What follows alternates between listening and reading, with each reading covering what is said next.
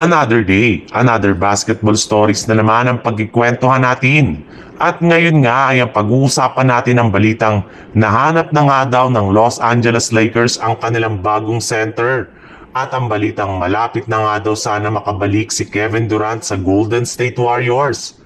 Habang papalapit nga ang pagsisimula ng off-season ay may lalong lamang ang umiingay ang balita patungkol sa kagustuhan ng Los Angeles Lakers na makakuha ng bagong sentro na maitatandem kina Luka Doncic at LeBron James next season.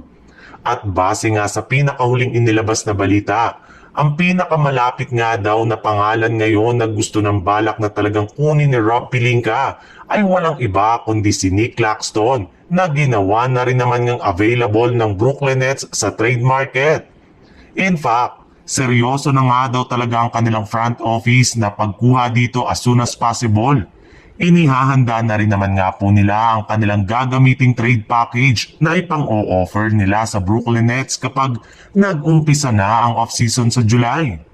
Alam naman nga po ninyo na maganda nga ang relasyon ng Lakers at Nets sa pag-trade nila noon kina D'Angelo Russell at Dorian Finney. Kaya hindi talaga malabo na makagawa ulit sila ng isa na namang deal para kay Nick Claxton na sigurado nga daw na makakatulong sa Los Angeles Lakers. Para nga sa hindi dyan nakakaalam, si Claxton nga ay isang 6'11" center na merong athleticism. Kayang-kaya nga nito na kumuha ng mga lob passes at gumawa ng solidong screen para sa mga pick and roll plays.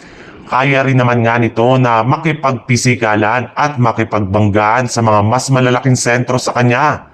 Sa madaling salita, eto na nga talaga ang pinakanababagay na sentro na ipangpapalit nila kay Jackson Hayes. Sa ibang balita naman, matapos nga na hindi maging matagumpay ang kampanya ng Golden State Warriors ngayong season, ay sinadyas nga ulit na ng kanilang fans at analyst na kumuha ng at least isang bagong superstar na makakatulong kina Stephen Curry at Jimmy Butler.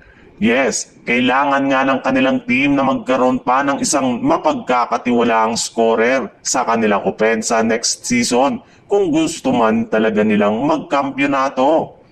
At isa nga sa mga superstar na nakadikit ngayon sa kanilang team ay ang kanilang dating player na si Kevin Durant na kasalukuyan na nga daw pong available sa trade market ngayong off-season matapos na hindi na naman maging matagumpay ang kanilang kampanya. And speaking of Kevin Durant, may lumabas nga na balita na sinusubukan rin naman nga daw sana ng Golden State Warriors na kunin ito ng nagdaang trade deadline bago pa man nila makuha si Jimmy Butler.